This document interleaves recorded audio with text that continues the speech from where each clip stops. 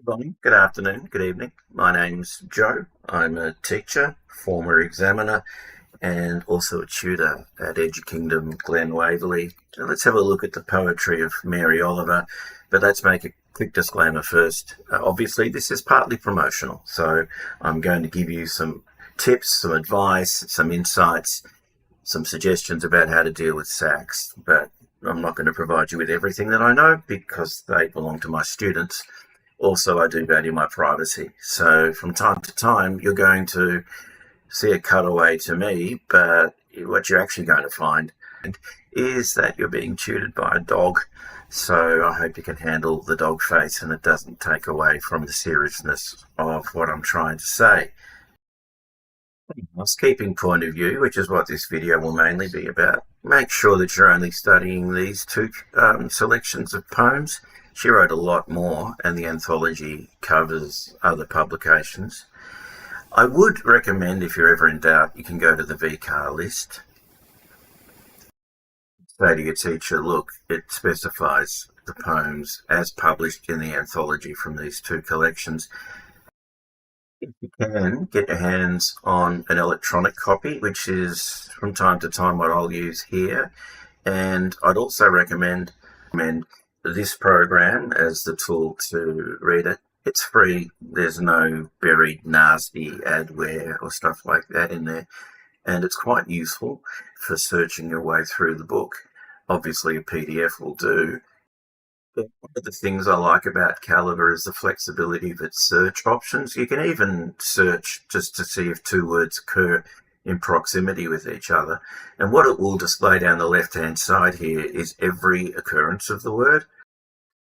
Not just for an anthology like this, but if you're studying a play or any written text, even the screenplay of a film, type in a word like love, for example, and you can see down the left-hand side here, it'll show you every time it turns up, and you can sort of click your way through it. It's actually a really useful way of checking to see if there's any kind of language motif that's turning up. You got a sense that you've come across that word before. You enter into the search engine and you can see that it's turning up. Sometimes I find with text that language is occurring with much greater frequency than I realized. The simplest way to do that is to do a search through a program like Calibre and just see the frequency that those words are turning up. Generally speaking, when I teach a text, I like to begin at the ending, so to speak. And so let's talk about the finished product. We're talking about writing an essay here. And the way in which to make your essay stand out is to actually have the complex ideas that are going to make a difference. For example, everyone's going to write about nature because everyone has to.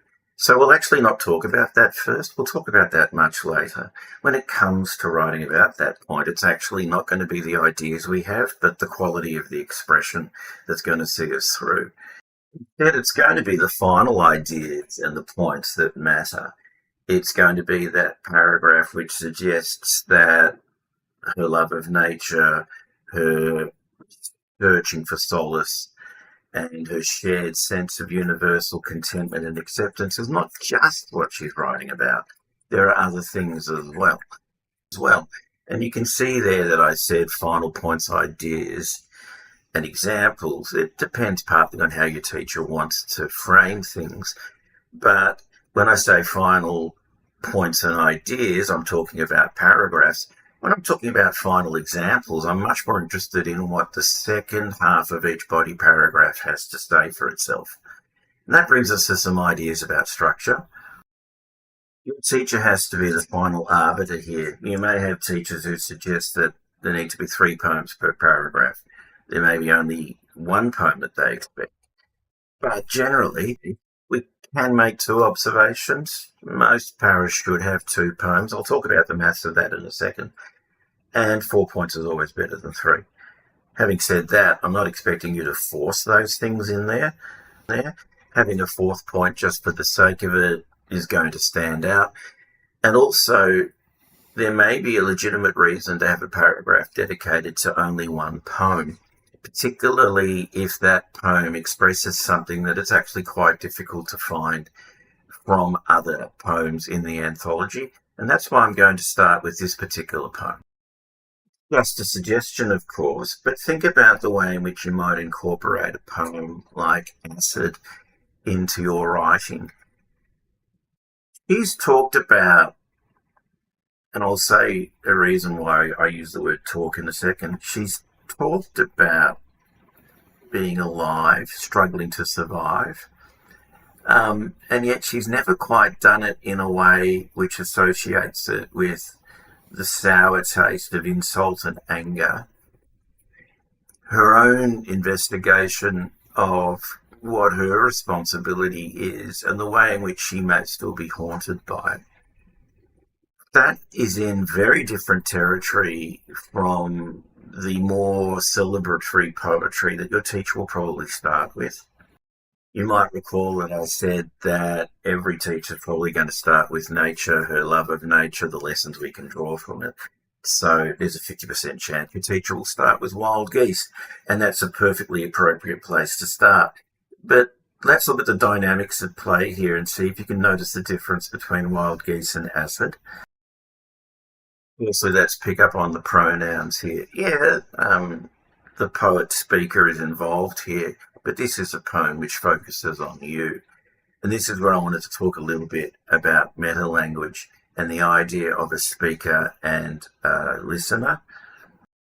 So if you haven't got your pen and paper out already, do it now, because I'm not going to throw funky graphics at you.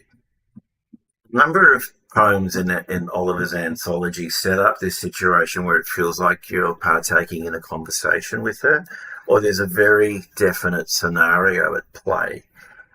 This is when, in poetry, we would actually write as the author as a speaker and the person being addressed as a listener. Another example of her doing this is a poem like Dogfish.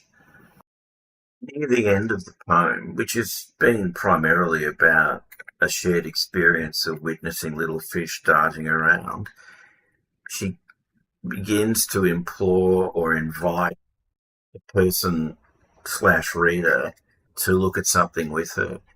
This only makes sense if we imagine it in terms of a scenario where you are standing with her and looking at it.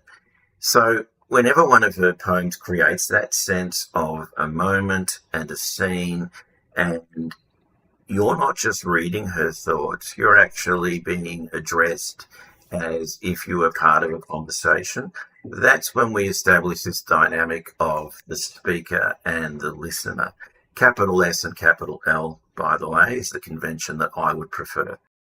Here's Google AI's attempt to explain things. It's not the best explanation, but it's the one you're most likely to encounter when you Google it.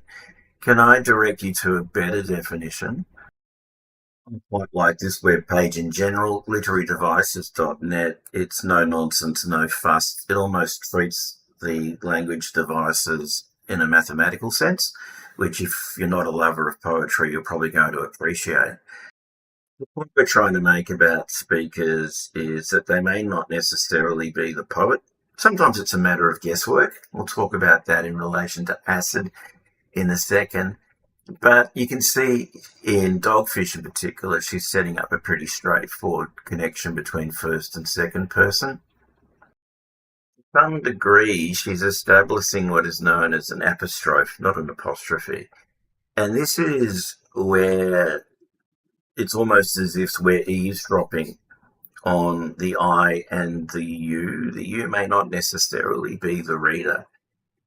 I think that's probably what's happening in Dogfish. Sometimes it's hard to tell. Sometimes it's obvious. Wild geese, whoever you are, this is clearly the reader she's addressing. It seems to me to be a poet to reader dynamic. I wouldn't necessarily write this in terms of speaker, definitely not listener.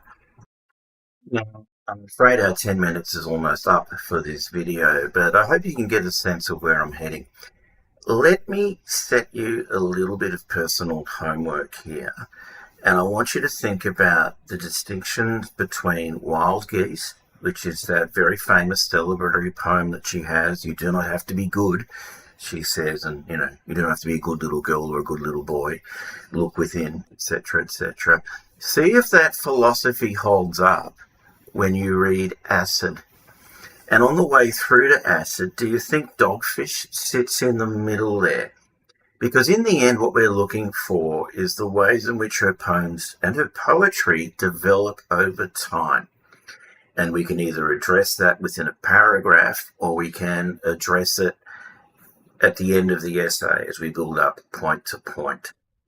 So that's video one. I hope you found it useful. My name is Joe. I'm not a dog in real life, although some people think I am. And I look forward to having a chat with you later. And if you want to see me in class, I look forward to seeing you and working with you soon.